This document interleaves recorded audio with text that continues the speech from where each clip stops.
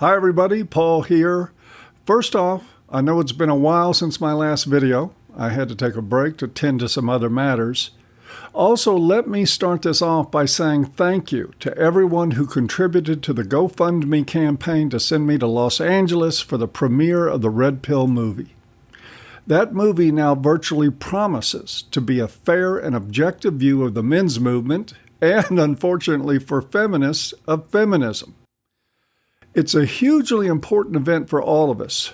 Your sending me there affords me an opportunity to appear at the Q&A after the showing alongside other advocates and hopefully to hear the fire alarm go off. With that in mind, I want to enter today's talk with a bit of levity. Rather, I should say that I want to treat today's serious subject with a somewhat lighthearted approach. And that talk is about male friendships. Now, it's really easy to do this.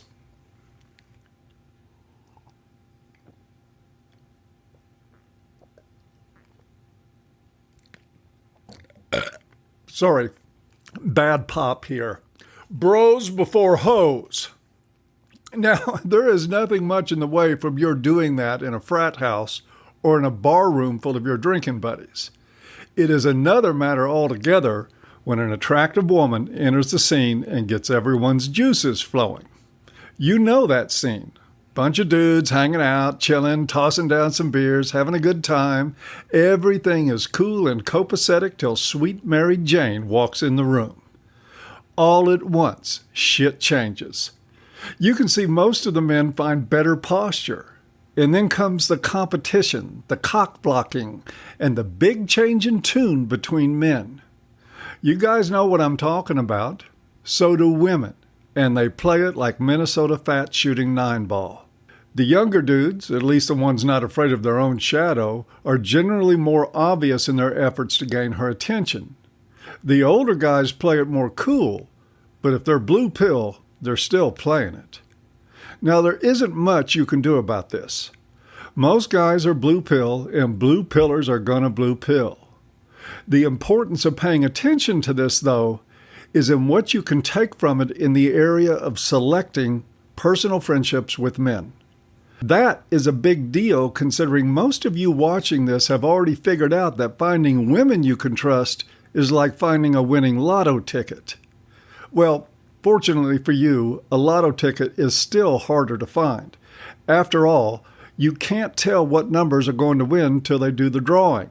Men, on the other hand, are easy enough to read. And to start with, you only need to look for one thing. Is he or is he not gynocentric?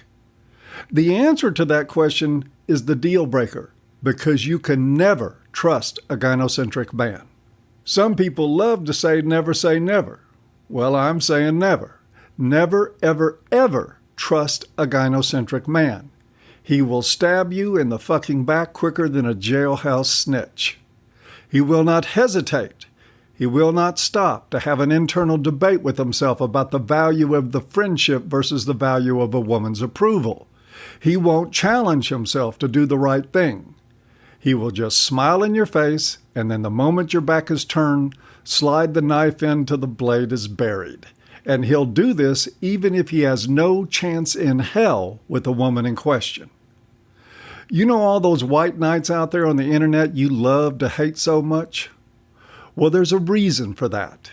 It's not just because you think they have dumb ideas when it comes to sexual politics.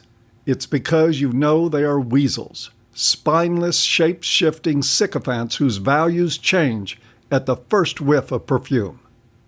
They're so low that if you tell them you got robbed by a crack whore, they would tell you it wasn't her fault because patriarchy or some other shit, because men made her what she was. And they'd say she ought not go to jail just because she ran down the street with your wallet. That is what gynocentrism will get you, and it does not live under the same roof with a man you can trust. Now, it is probably important here to point out that there are two types of gynocentric men.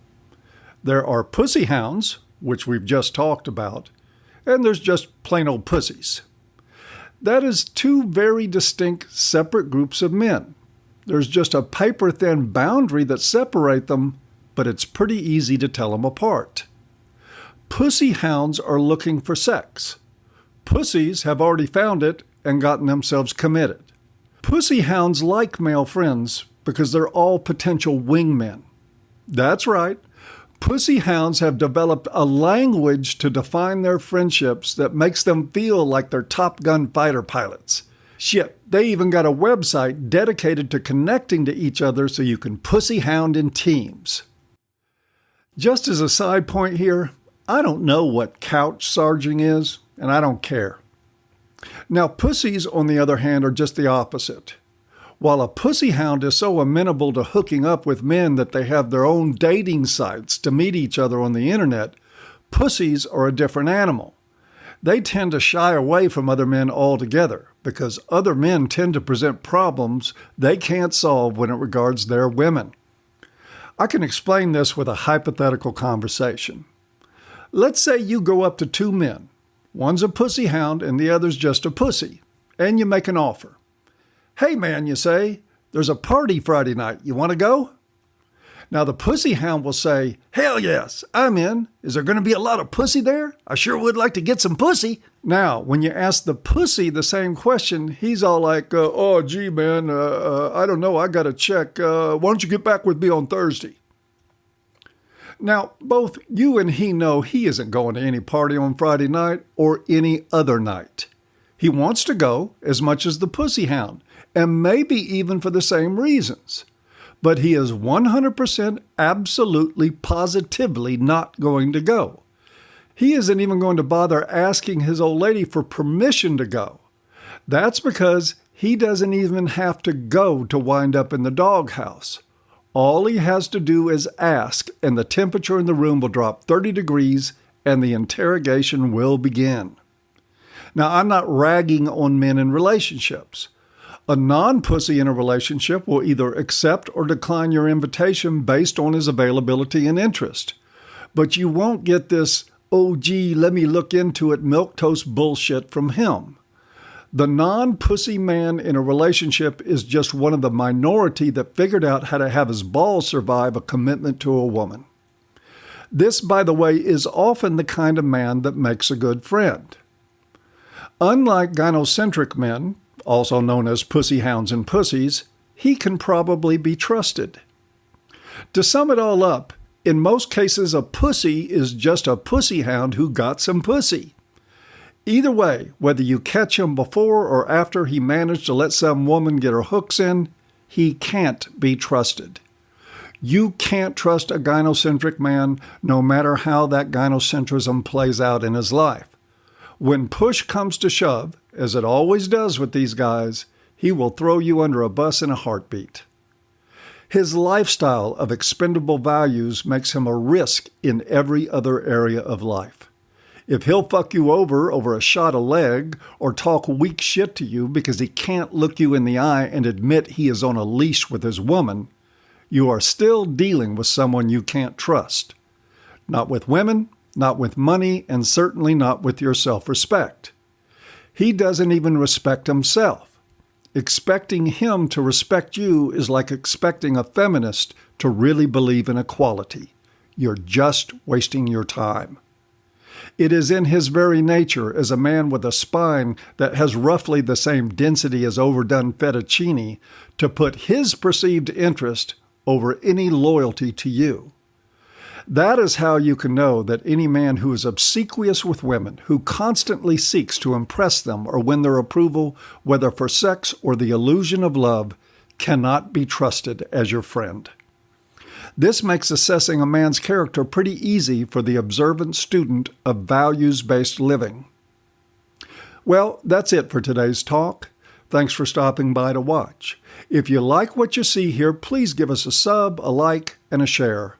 Also, there's a link to the Patreon in the low bar if you want to pitch in some change to the tip jar. And lastly, if you have a moment, check out the Ear for Men forums. Link in the low bar to that as well. As always, I hope you've enjoyed today's talk, even if you haven't, and we'll see you next time.